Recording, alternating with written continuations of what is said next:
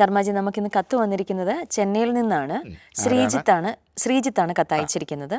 ശ്രീജിത്ത് പറഞ്ഞത്, ഇവിടെ ഒരു കമ്പനിയിൽ ജോലി തുടങ്ങിയിട്ട് 10 വർഷമായി, പക്ഷേ കാര്യമായ നേട്ടങ്ങളൊന്നും ഇല്ല. എന്ത് ചെയ്താലും തടസ്സമാണ് ഉണ്ടാവുന്നത്. ജോലിയിൽ ഉയർച്ച ഉണ്ടാവുന്നില്ല. ജോലിയിലൊരു മാറ്റം നല്ലതാണോ? അതിൽ ഉയർച്ച ഉണ്ടാകുമോ?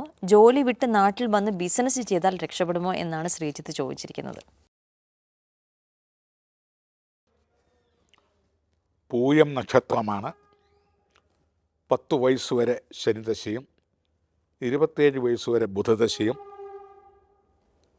27 വയസ്സ് മുതൽ 34 വയസ്സുവരെ ശിരസറ്റ ഛായാഗ്രഹമായ കേതു എന്ന അഗ്നി സാങ്കല്പിക ഛായാഗ്രഹവുമാണ് ഭരിക്കുന്നത്.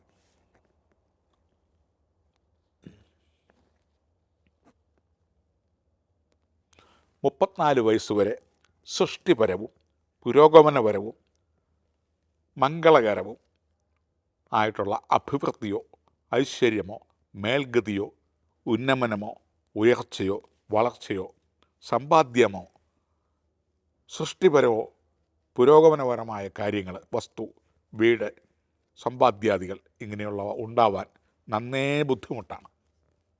അഥവാ ഉണ്ടായാലും നിലനിൽക്കുന്നതല്ല. 34 വയസ്സു മുതൽ മഹാശുക്രദശാകാലമാണ്. 54 വയസ്സുവരെ പോഷിക്കാം ദേഹധനാദികൾ,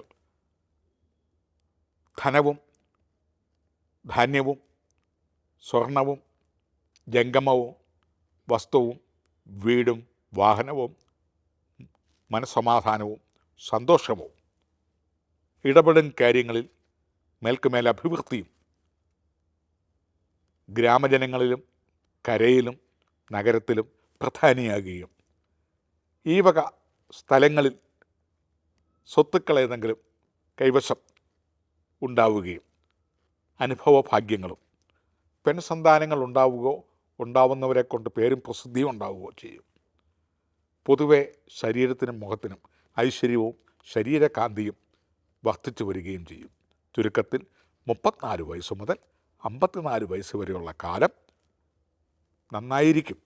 സാമ്പത്തിക പുരോഗതി, സൃഷ്ടിപരവും മംഗളകരവും ഭാഗ്യകരവും നിർമ്മാണകരവുമായ അഭിവൃദ്ധി, ഐശ്വര്യം, മേൽഗതി, ഉന്നതി, ഉയർച്ച ഇത്യാദി കാര്യങ്ങളും കരപ്രമാണിയോ അല്ലെങ്കിൽ ഗ്രാമപ്രധാനിയോ അതുമല്ലെങ്കിൽ സിറ്റിയിൽ തന്നെ നല്ല വിലയും നിലയുമായിട്ടുള്ള ഏതെങ്കിലും പ്രസ്ഥാനങ്ങളിലേക്ക് നായകനായിട്ട് നിൽക്കുവാനും ഒക്കെയുള്ള യോഗങ്ങളും ആയുഷ്കാലത്തേക്കുള്ള സ്ഥിര സമ്പാദ്യ പദ്ധതികളും പെൺമക്കളെ കൊണ്ടുള്ള ഭാഗ്യങ്ങളും ഉണ്ടാവും എന്ന് നിസ്സംശയം പറയാം.